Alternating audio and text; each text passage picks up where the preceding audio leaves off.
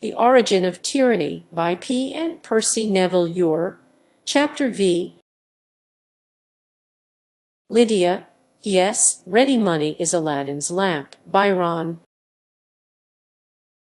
In an inquiry into the connections between the new form of government and the new form of wealth that both arose at the opening of the classical epoch, Lydia has a special interest and importance for the reason that both coinage and tyranny are said on good authority to have been of Lydian origin.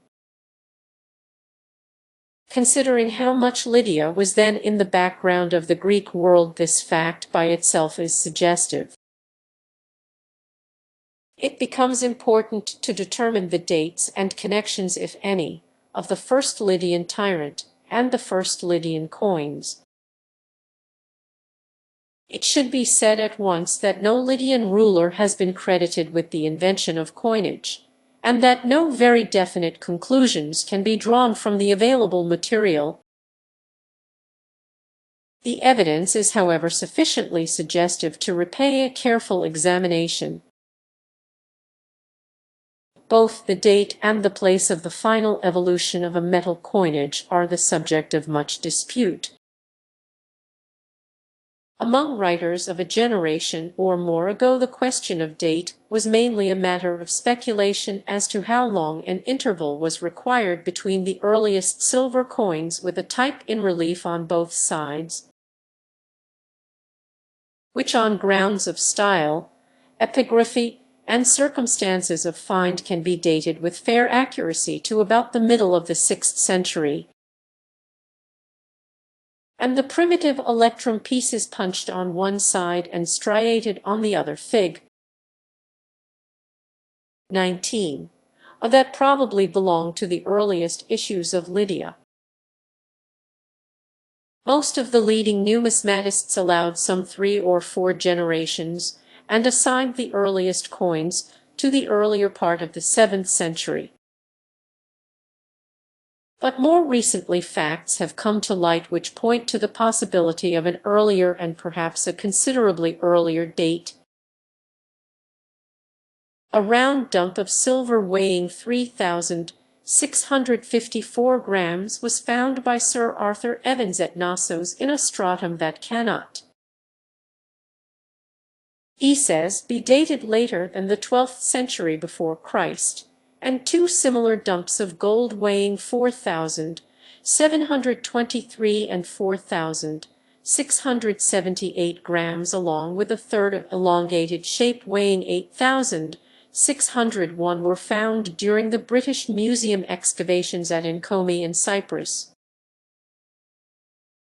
a site which according to Evans must be dated equally early. These few Cretan and Cyprian dumps are no argument against the mass of material which points to a great numismatic development at a date not so very far removed from 700 before Christ, but they do shift the balance of probability backward and make a date in the 8th century as likely as one in the 7th. The same conclusion is suggested by the recent British excavations of the famous Temple of Artemis at Ephesus. There, below the temple erected in the days of Croesus, and to which he contributed the sculptured column now in the British Museum, the excavators found remains of 3 earlier structures. While clearing out these early buildings, they found 87 electrum coins. 20 of these were extracted from between the slabs of the earliest of the 3 buildings. 5, including 4 of the lion type, were extracted from underneath the foundations of the 2nd building, and all low down within the area of these 3 early structures. The total evidence points to all the 87 coins being not later than the time of the first of the 3 buildings, i.e. well before the time of Croesus. The series begins with the striated type above, Fig. 19, that is generally regarded as the most primitive of all, while far the commonest Type 42 coins is the lion's head of the style usually attributed to Alyattes.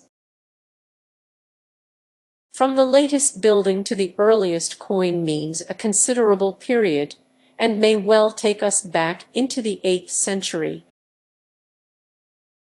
General historical considerations are, however, against going back too far into the 8th century. It was only in the course of that century that brigandage and piracy gave place to trade and commerce, and the first traces can be discovered of the great Renaissance that led to classical Greece. If the earliest coins were struck by Lydia, they are more likely to have been issued in the second half of the century than the first. Since the establishment of the Second Assyrian Empire in 745 before Christ probably gave a great impetus to Lydian trade. This, however, is assuming the claims of Lydia to the invention. They have been frequently challenged, and before proceeding it is necessary briefly to examine them. The Lydians are only one of several peoples and cities that were credited by the ancients with the invention of coinage. This uncertainty was inevitable. Coinage was not invented but evolved. But it is probable that in the final stage of the evolution some one state was a little ahead of the rest, and put in this form the Lydians have a good claim to the invention. They have in their favor our two best and oldest witnesses, Xenophanes and Herodotus, the latter of whom recognized their outstanding position as traders and plainly sees in it the explanation of their leading position in the evolution of coined money. The facts, as far as we know them, bear these authorities out.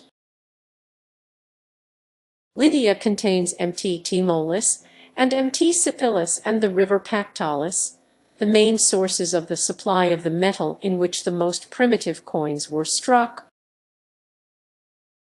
It was probably just about this period that the Lydian electrum mines began to be worked, and the electrum of Sardis gained the fame it still enjoyed in the days of Sophocles. The kings of Lydia from the beginning of the 7th century onward were famous for their wealth. The touchstone used by the ancients for testing the precious metals came likewise from Mt. Tmolus, and was called Lydian stone. Furthermore, the Lydians occupied a unique position for purposes of trade. Sardis, their capital, was the place where the great trade route from the further east, the Royal Road, as Herodotus calls it, branched out to reach the various Greek cities on the coast. In the face of this evidence, it is hardly necessary to examine in detail the arguments of the modern skeptics who have disputed Lydia's claim. In many cases, they start from the baseless assumption that so remarkable an invention cannot but be due to the quick-witted Greeks. True, the earliest electrum coins are said to have been found mostly along the eastern shore of the Aegean, but it does not follow that that is where they were all struck. Gold pieces were common enough in Greece in the first half of the 4th century before Christ, but they had nearly all been struck in Persia. 30,000 darics fig. 8 were distributed among the Greeks by the great king's agents in one single year. The 2 staters of gold that each of the Delphians received from King Croesus were undoubtedly searcades. Again, the modern market for ancient coins has been largely restricted to the coast. Because a coin was bought in Smyrna, it does not follow that it was found there. Of Sardes itself we still know too little to speak with any assurance. But the absence of finds, even at Sardes, would not be decisive, since on Radit's theory the Lydian coinage was intended mainly for export, just as appears later to have been the case with the silver tetradrachms of Smyrna, Myrina, Syme, Lebedos, Magnesia ad Meandrum, and Heraclea Ionii, which are rarely found near their place of origin, but with few exceptions are brought from different parts of Syria. More serious are the criticisms which do not altogether reject Xenophanes, but explain him away by means of an interpretation of Herodotus I. 94, first put forward by J.P. 6 and later developed by Babylon. 6 maintained that when Herodotus there states that the Lydians were the first to strike and use coins of gold and silver, the reference is to the concurrent issue of coins in the two separate metals, or, in other words, to the coinage of Croesus Fig.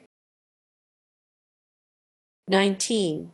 B, who is generally admitted to have been the first to give up electrum in favor of separate issues of gold and silver. But, though it is true that coins of gold and silver cannot mean coins of electrum, it by no means follows that Herodotus is referring to the beginnings not of coinage but of bimetallism.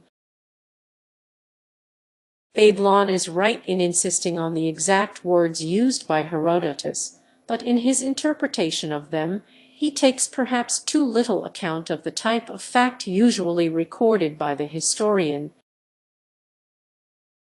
which is Herodotus more likely to give us an inaccurate version of a fundamental fact like the invention of coined money, or a pedantically accurate statement about an experiment in bimetallism that was after all of quite secondary importance. Other things being equal, we should surely always prefer the interpretation which gives us the former. And there is nothing to prevent us from doing so in the present case. Assume that Xenophanes means what he says, and that his statement represents the prevalent tradition, and it is easy to see how Herodotus came to use the precise words that he did. The Lydians, he begins, were the first to strike and use coins. We must remember who it was that he was writing for. His readers would be found mainly in the free cities of European Greece. Down to the days when he ended his history, these European Greeks had coined almost exclusively in silver. On the other hand, the coinage of Lydia and the other Persian satrapies of Asia Minor consisted of darics of gold and shekels of silver. And people in those parts doubtless remembered that this coinage in the two metals went back to the days of the Lydian kings. It is a fundamental principle with our historian never to omit any fact that he can possibly insert. In this case, an extra fact can be inserted in 3 words, and almost inevitably the words go in. Possibly he had forgotten for the moment the primitive pieces of electrum. It is equally possible that accuracy was sacrificed to fullness of information. Another way of meeting Babylon's difficulty is suggested by Babylon's own article. It is generally assumed that the first coins struck in Asia Minor were all of electrum, and that electrum later gave way to gold and silver. But Babylon quotes an example of what is generally regarded as the earliest Lydian electrum type ob. Striated, Reverend 3 small stamps as on silver spoons that appears from its specific gravity to contain 98% silver and weighs 1081 grams. This latter is the unit of the so-called Babylonian standard, which is employed almost exclusively for silver, the only exception being a gold issue of Croesus. It is true that the coin has a yellow tint, and that it may contain more than 2% gold, if the light-specific gravity is due partly to the presence of copper. There are cases, too, of what seem to be unquestionable electrum coins, with a very low percentage of gold, e.g. Brit, Mus, Cat, coins of Ionia, p. 47, Nos. 2, 3, Ephesian thirds of the normal Phoenician standard. One with only 14% gold to judge by the specific gravity, the other actually with only 5%. But the combined evidence of weight and specific gravity gives strong support to Babylon's view that the coin must have been intended to pass as silver. Babylon assigns this piece to Miletus, but on no sufficient grounds. As he himself points out, the weight is exactly that of the silver coins of Croesus, a weight which in Ionia prevailed only at Colophon and Erythri in the 5th century, and at Miletus in the 3rd. And in these three cases was borrowed from the Persian siglos shekel, which latter was the direct successor of the silver coins of Croesus. The earliest silver coins assigned by head to Miletus are struck on the Aeginetan standard 185 grains. In short, if it seems probable that this piece is silver, a fortiori is it probable that it is Lydian. And if, as the evidence all tends to show, this is the case, the importance of the piece at once becomes obvious. It means that from the earliest period of their coinage the Lydians struck not only in electrum, but also in silver. Now for Herodotus electrum was only a variety of gold. His name for it is white gold, and he appears to regard it as gold of a particular quality, just as Bonacassi does the gold of China when he describes it as plea.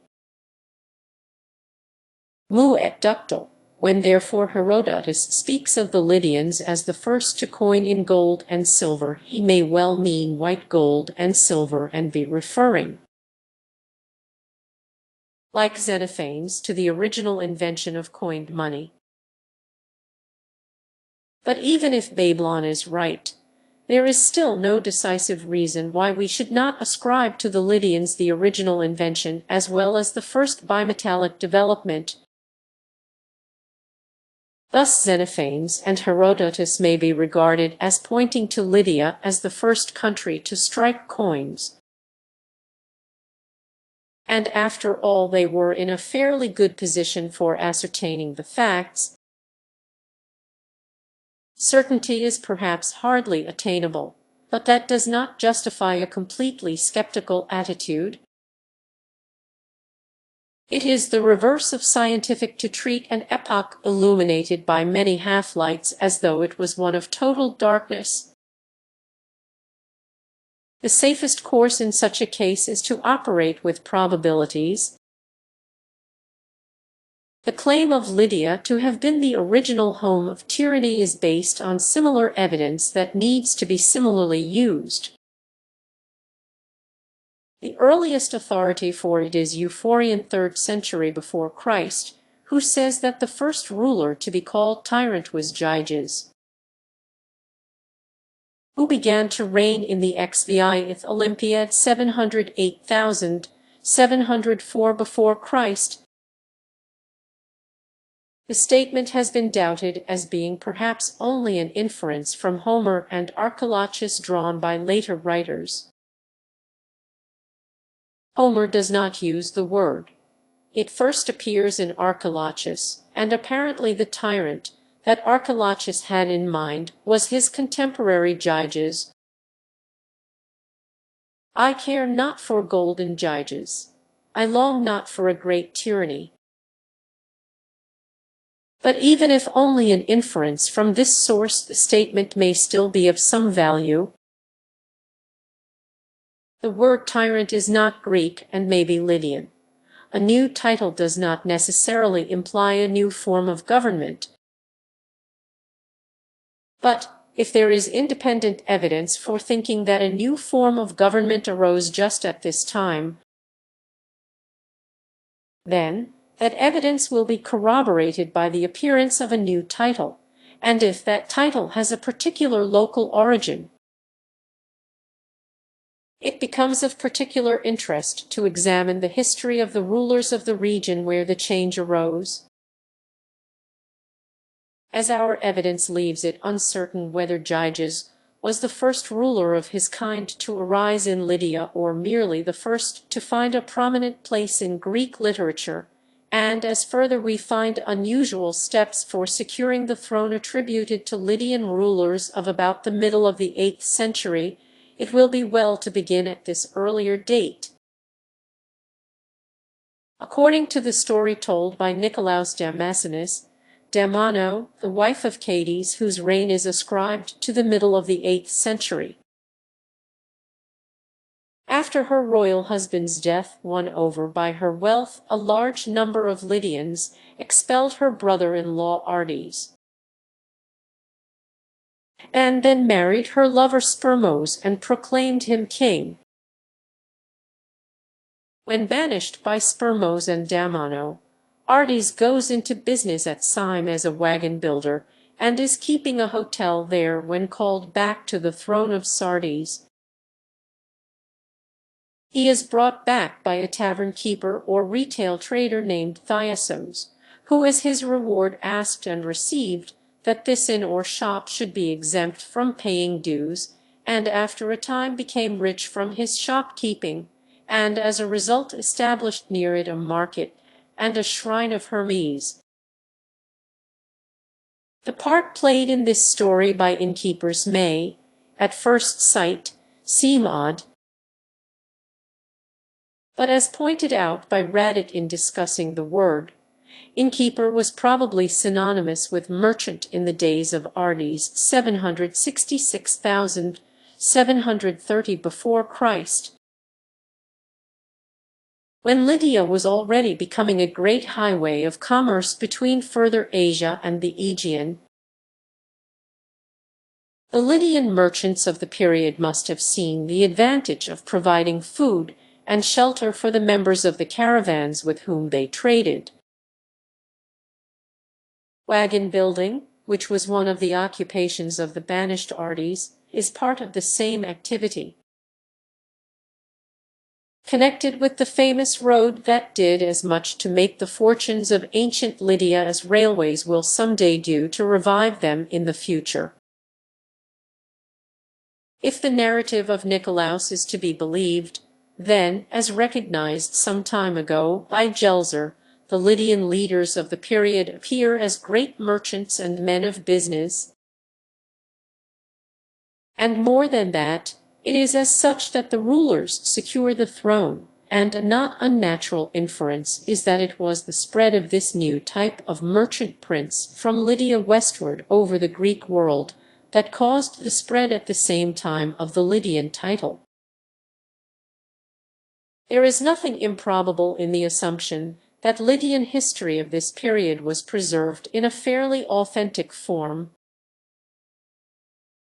True, our extant authorities are late and their sources uncertain, and the story of Samos has perhaps an excessive resemblance to that of Jiges and the wife of his predecessor Candace.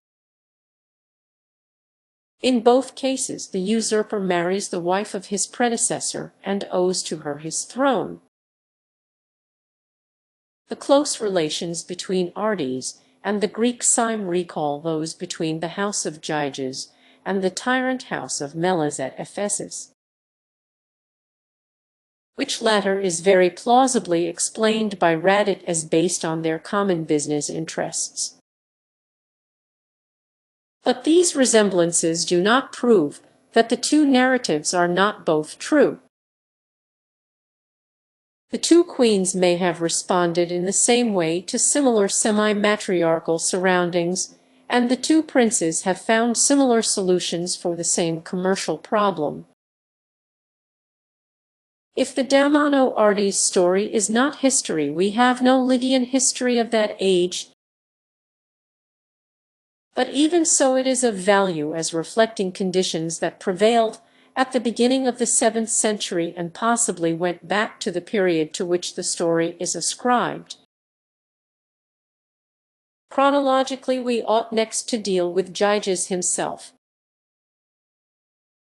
Unfortunately, his history, and more particularly the part that tells how he won the throne, has been much obscured by legend. We shall examine it with a better prospect of disinterring the facts if first we review certain later incidents of Lydian history. The century that followed Jiges is for this purpose not very illuminating. A great part of it is taken up with the national struggle against the Sumerian invaders. The kings of the house of Jiges appear to have led this struggle well, and as a natural result their power was seldom called into question. It is only before the accession of Croesus, the last king of the line, that active steps appear to have been necessary to secure the throne. The reason was not any anti-monarchic movement, but rivalry between two sons or possibly grandsons of the old and perhaps senile King Aliats. Nonetheless, the steps taken by the rivals are not without significance. The story is told that shortly before Aliat's death, Croesus, the subsequently successful rival, had borrowed largely from a very rich man in Ephesus in order to appear before the old king with a levy.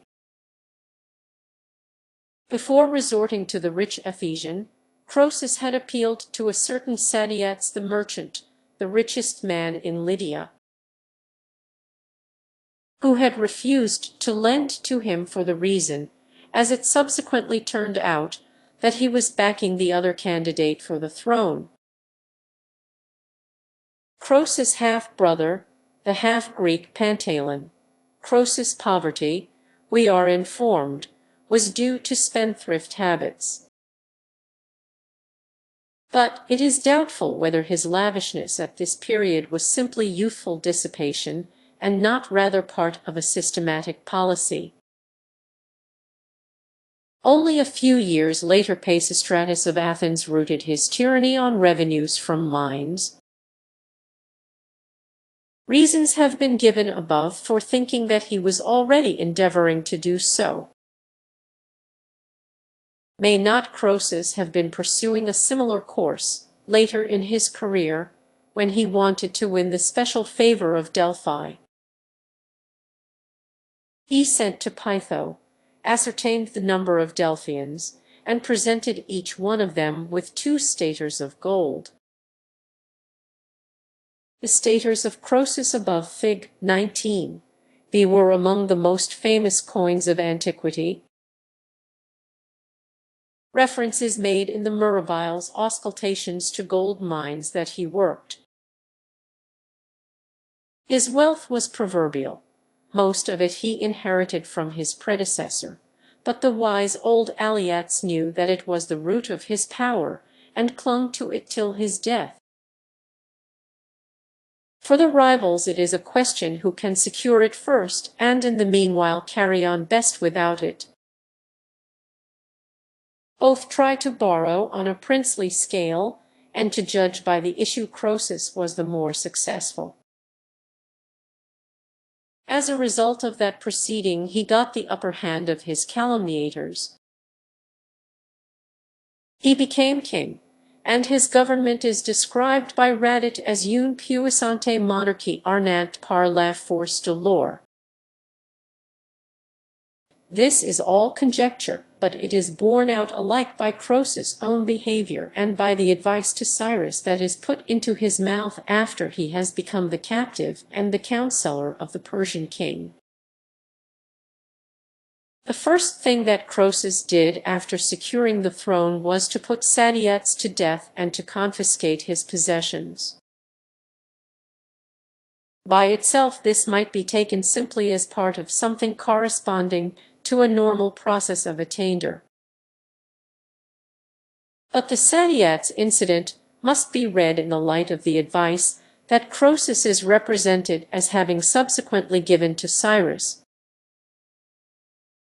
the gist of which is that Cyrus is to beware above all things of the richest of his subjects. The speech is of course pure fiction, so too is very possibly the whole story of the intimacy between Croesus and his conqueror. But all the same, Croesus is Herodotus' embodiment of the wise and experienced ruler of the 6th century, the century during which the historian's father was born only a little way from the borders of Croesus' kingdom. If in the pages of Herodotus he is made to regard wealth as the basis of political power, it must be because the historian believed such to have been in fact the case. Of the evidence that may have led him, and with good reason, to this belief, one item may have been derived from the colossal tomb of Croesus' predecessor Aliax, which, according to the account given by Herodotus, was constructed by the tradesmen and artisans and prostitutes. Presumably these were the classes who had most benefited, or at least been most affected by Aliax's rule, and on whose support he had mainly depended. The largest part of the tomb is said by Herodotus to have been built by the working girls equals prostitutes, but too much attention need not be paid to this typical instance of Herodotian malignity. Strabo's report that the tomb was said by some to be that of a harlot is equally suspicious. It may possibly have arisen from the obscene symbols that appeared on various parts of the monument, including its summit. Possibly the builders of the tomb got mistaken for its occupant. The reverse process is less likely, as it leaves the tradesmen and artisans unaccounted for. In conformity with the policy that Herodotus puts into the mouth of Croesus, Cyrus was careful before he returned from Lydia to Persia to separate the political and financial power in his new conquest. Sardes he entrusted to Tabalos, a Persian gentleman, but the gold both of Croesus and the other Lydians he gave to Pactyes, a man of Lydia, to look after. But when Cyrus had marched away from Sardes, Pactyes caused the Lydians to revolt from Tabalos and Cyrus, and going down to the sea, as was but natural since he had all the gold from Sardes, he proceeded to hire mercenaries and persuaded the population by the sea to join his expedition. In the days of Xerxes, the richest of all the Lydians was Pides the son of Aetes. After Xerxes himself, Pides was the richest man known to the Persians of that day. His wealth amounted to 2,000 talents of silver and 3,993,000 golden darics. He held some sort of rule under the great king at Tyranny in Phrygia, and owed his enormous wealth to his mines, in which the citizens of his dominions were forced to labor. When Xerxes reached Tyranny on his way to invade Greece, Pides offered to present the whole of this immense sum to the king. So stupendous a present requires a special explanation. It is not like the gold plane tree and the vine that Pides had given earlier to King Darius. It looks as if he had suddenly discovered with intense alarm that Xerxes, like Cyrus before him, feared nothing so much as a man of extraordinary wealth, and as if this present was a desperate attempt to disarm the great king's suspicions. The father of Pides bore the same name as one of the sons of Croesus, and Pides himself has been thought by some modern scholars to have been the grandson of Croesus. The name Pythias Pides might be due to Croesus' relations with Delphi. The evidence so far adduced has pointed to the following conclusions. Metal coinage reached its final evolution in Lydia, probably in the second half of the 8th century before Christ. The title tyrant reached Greece from Lydia probably early in the 7th century. From the middle of the 8th century down to the end of the age of the tyrants, all the rulers or would-be rulers of Lydia of whom we have any relevant information regarded money as the basis of political power. In the face of these facts, it is not surprising that Radit, the scholar who has devoted most attention in recent years to this period of Lydian history, should have expressed the opinion that the earliest tyrants were also the first coiners. The rest of this chapter will be devoted to examining and very tentatively developing this suggestion. Radit attributed the earliest coins to Jiges and imagined them as having been struck when Jiges was already on the throne. He wrote, however, before Encomi, Knossos, and Ephesus had suggested the possibility of an earlier date for the earliest coins. He does not consider the possibility that it may have been quite as much a case of the coins making the tyrant as the tyrant making the coins. No certainty is to be looked for on this point, but for arriving at the greatest available probability, it will be well for a moment to turn to the brilliant and convincing account of the last stages in the evolution of metal coinage published by Lenormant and developed by Babylon. Lenormant's account of the circumstances in which stamped pieces of precious metal of definite weight first came into circulation cannot be given better than in his own words.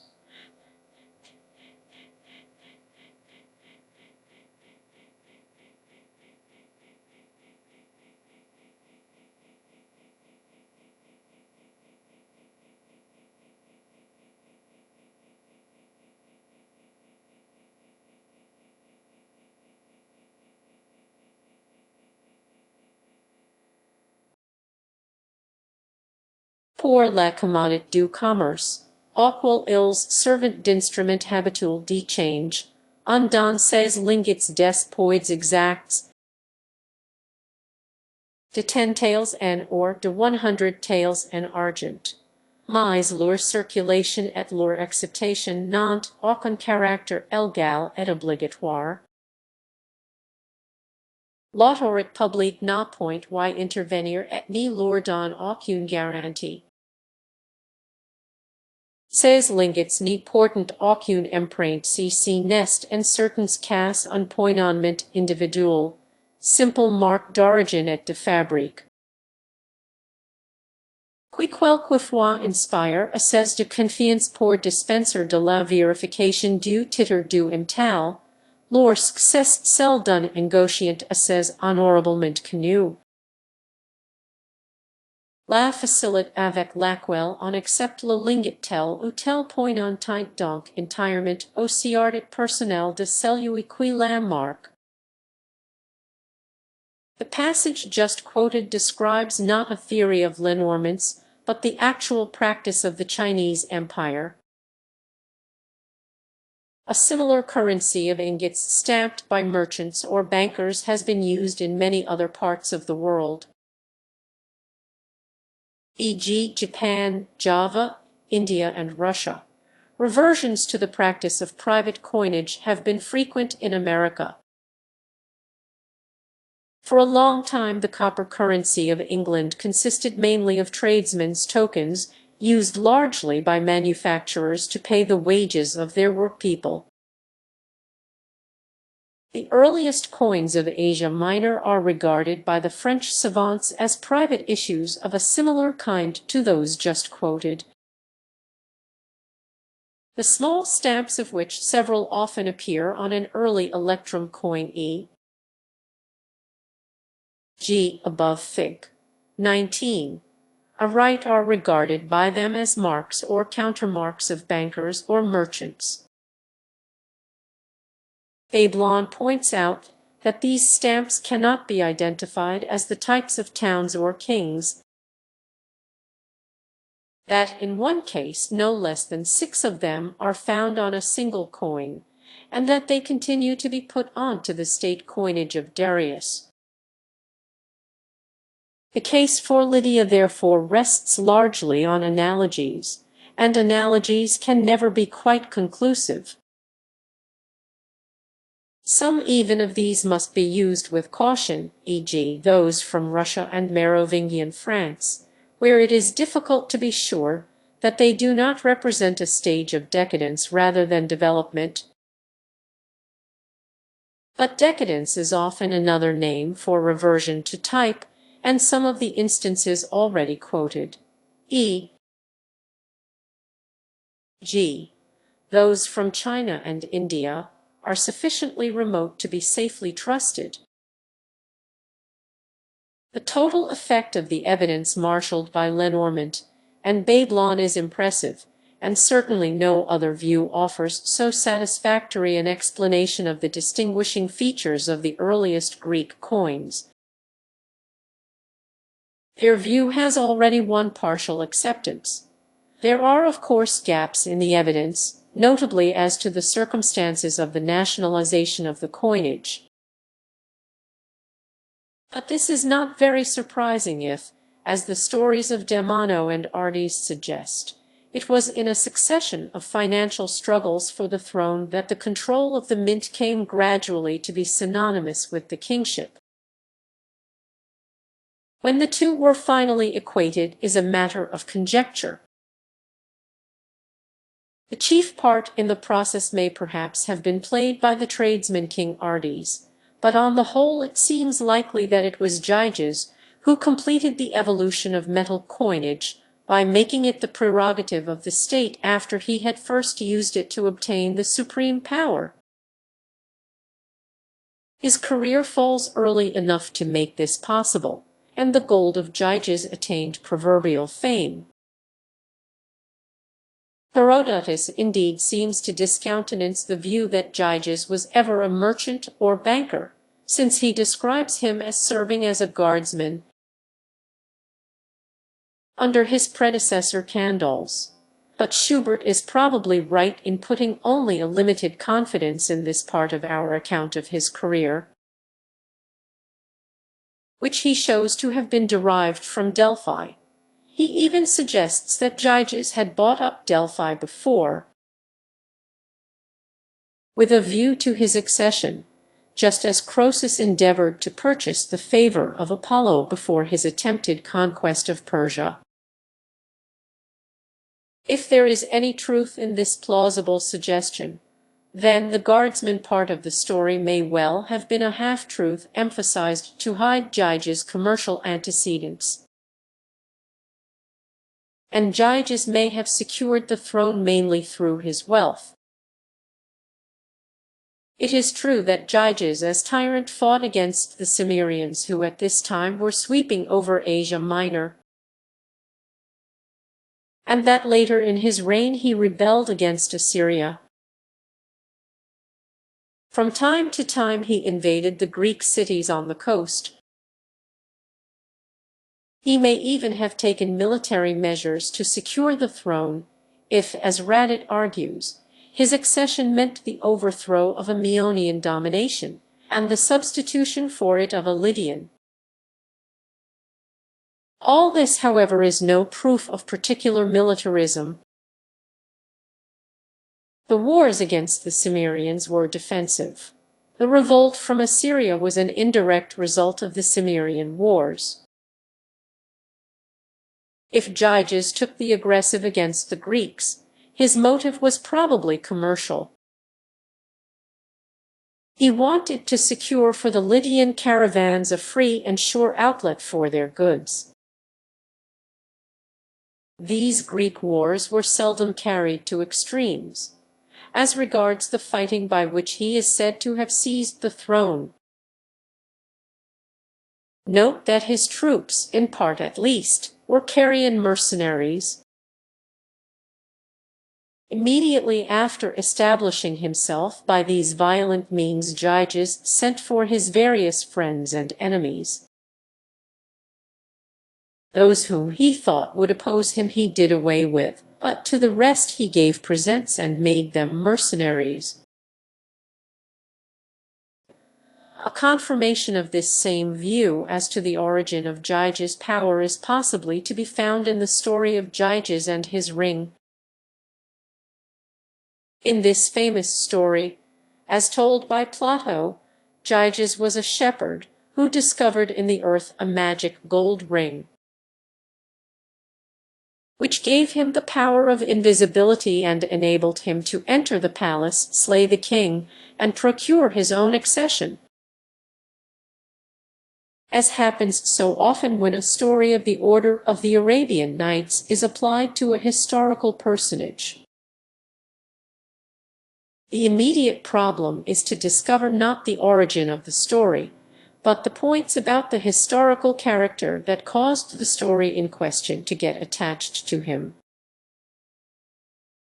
We may begin by dismissing the shepherding, since Jiges belonged to an ancient and princely family. The fact or facts that caused Jiges to be associated with the story probably had some connection with the magic ring and its discovery in the earth. It has, for instance, been suggested that the real magic of the ring of Jiges lay in the signet that serves as a passport and reveals or conceals a man's identity according to the way he wears it. Radit pictures Jiges as a sort of major domo to Candols, and the ring as the emblem of his power. Explanations of this kind are not without plausibility. They are right in taking notice of the signet, but they ignore one essential detail of the story, namely the marvelous discovery of the ring, nor do they go to the root of the matter. If, as the story plainly implies, the ring of Jiges is to be equated with the real source of his power, from this last point of view it becomes probable that Radit has come very much nearer the truth in another passage, where he says, Jiges et ses successeurs ont post un merveilleux talisman, la science canonique. There is a point about the ring story that tells strongly in favor of some explanation on the lines of this second suggestion of Radit's. The hero of the story is not always Jiges. In Pliny it is Miletus, the king of Phrygia, who was overthrown by the Sumerians a generation before they overthrew Jiges. It is of course possible that Pliny is merely making a mistake about the name, but it is equally possible that a genuine tradition attributed the ring to Miletus. Miletus has much else in common with Jiges, and the points of resemblance deserve to be noticed. His kingdom, like that of Jiges, was famous for its precious metals. Like Lydia, it occupied an important part of the great caravan route. Miletus was the golden king still more than Jiges. His touch turned all things into gold until he was freed from this disastrous power by bathing in the Pactolus, the river from which the Lydians got so much of their electrum. According to one account, coins were first struck by Demodike of Cyme, daughter of Agamemnon, king of the Simians, after her marriage with Miletus the Phrygian. Miletus, like Jiges, sent rich presents bribes to Delphi. In short, the great point of resemblance which Miletus bears to Jiges lies in his enormous wealth and the ways in which he appears to have acquired and used it. It may be that this implied the possession of the magic ring. The circumstances of the find recall two anecdotes in the Murabiles auscultations, located the one in Paeonia, the other in Pieria,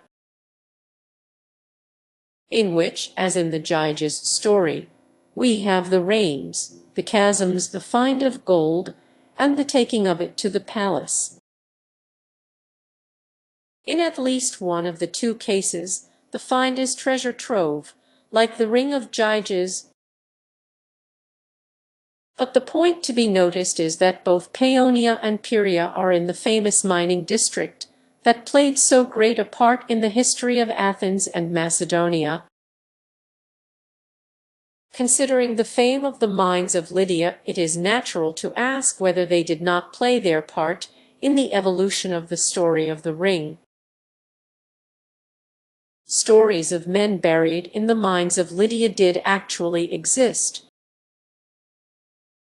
One of them, told in the Murabiles auscultations, shows that in Lydia, as in the region of Mt. Pangaean and the river Strymon, chasms containing skeletons and gold were not unlikely to be mine shafts, and the power secured by their discoverer to be simply the power of suddenly and perhaps secretly acquired wealth. As to the date at which Tmolus was first mined, nothing is known except that the workings were disused in the days of Strabo. It may well have been worked from the earliest days of Jiges if, as is probable, he mined at Pergamus and further afield. Lydians mining in those regions would hardly be neglecting mines so near their own capital, the more so as they would be directed to them by following the golden stream of the Pactolus. In the face of these facts, it is tempting to go one step further than Radit when he explains Jiges' talisman as economic science. We are reminded of Byron's description of the most potent of talismans.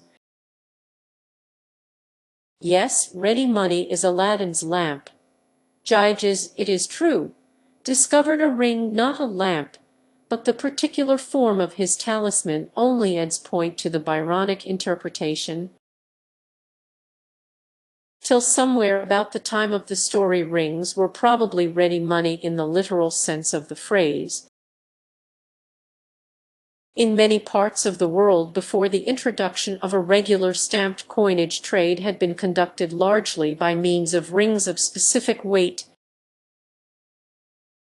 Much of the evidence for this use takes us back well into the second millennium. Some of the localities where it is known to have prevailed earliest were connected with Lydia at this time. Egypt was the ally of Jiges. The Hittites were the predecessors of the Lydians in the land of Lydia. Troy probably formed part of Jiges' dominions. The Book of Genesis specifically associates ring money with caravans. It is therefore probable that rings circulated in Lydia itself until they were supplanted by the new stamped coins,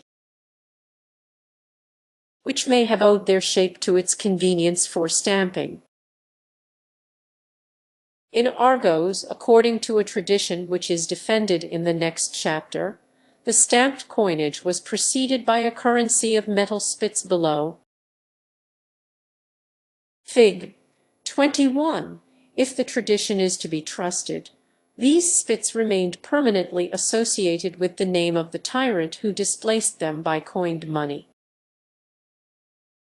Have we a parallel in the case of the Jiges story? The name implies that the stamped coin had won general acceptance. It would of course be quite appropriate to a currency in rings or kettles or cows.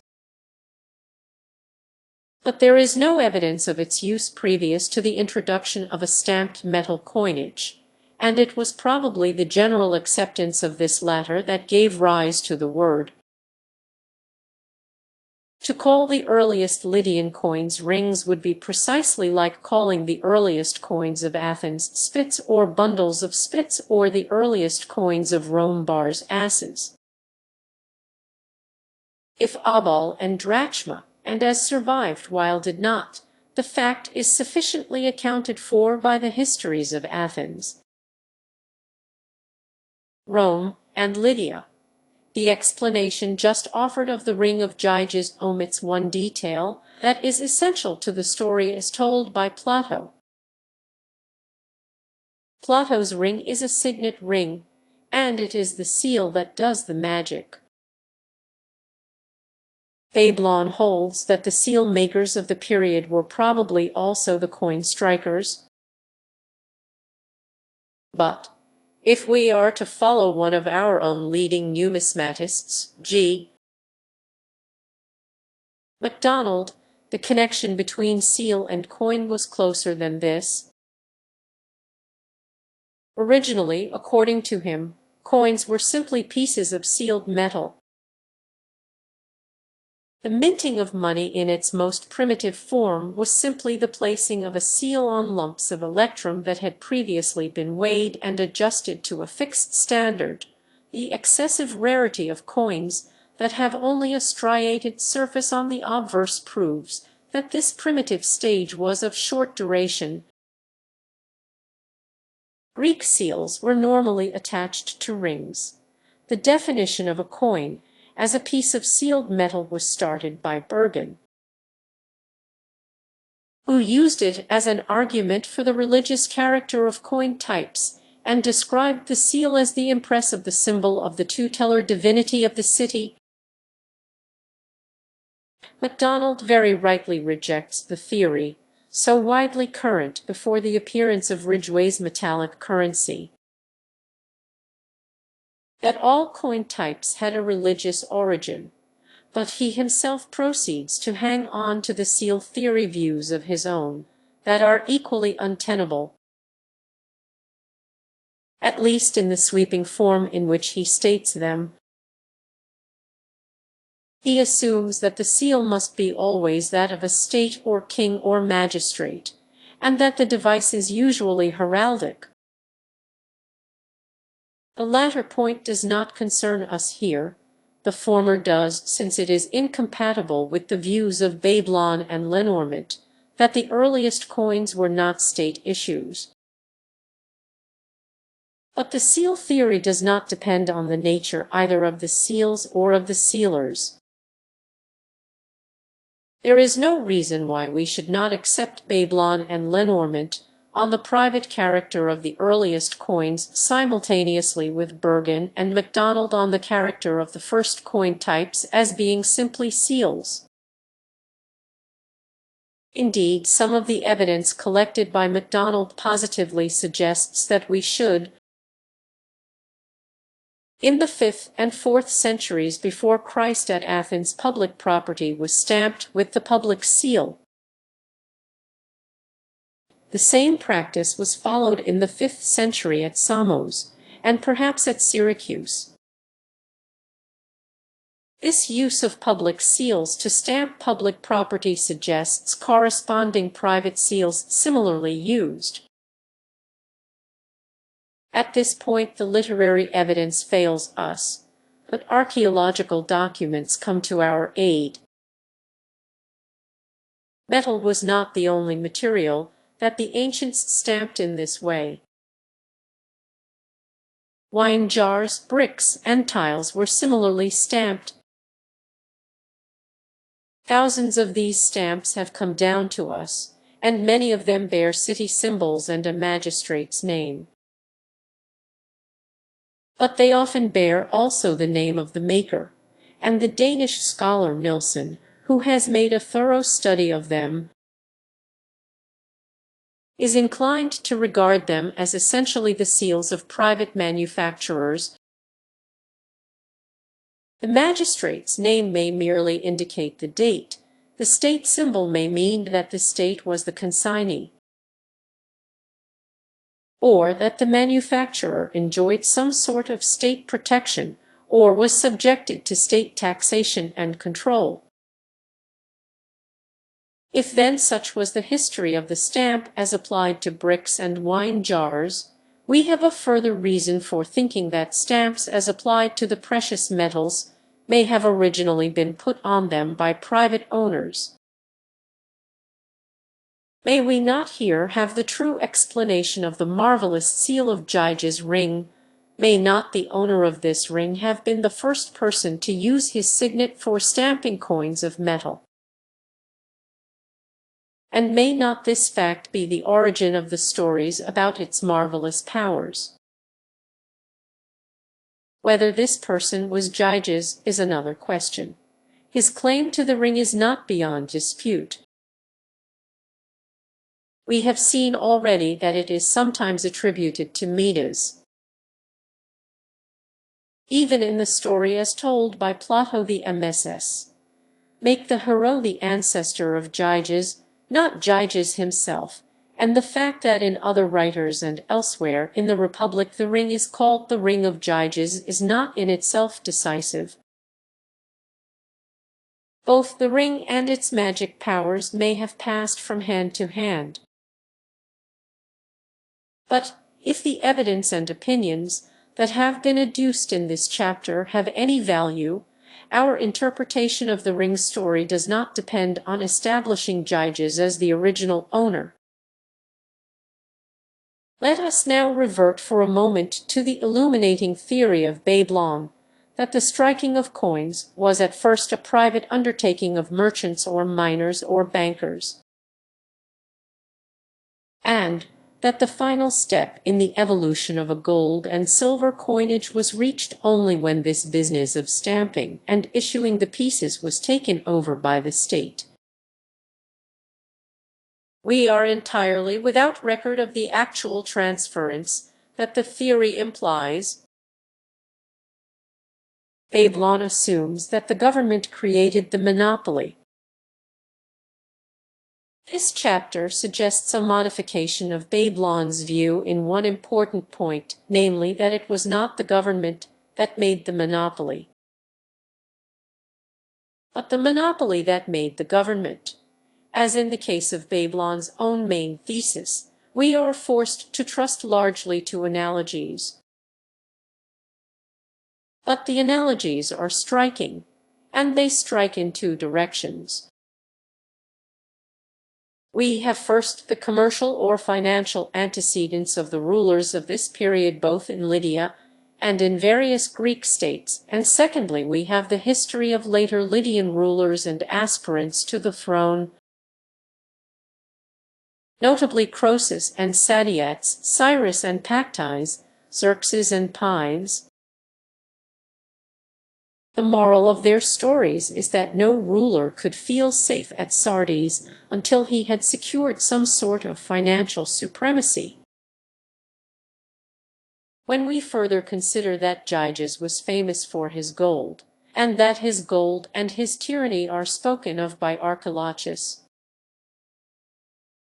probably in the same breath, then apart from speculative interpretations of the story of the ring, there is at least a clear possibility that the monopolist policy of Croesus and his successors goes back at least to Jiges and perhaps even a generation or so earlier, to some such ruler as Argos or Spermos, and that it was the monopoly in stamped pieces of electrum that brought the first tyrant to the king's palace and placed him on the throne.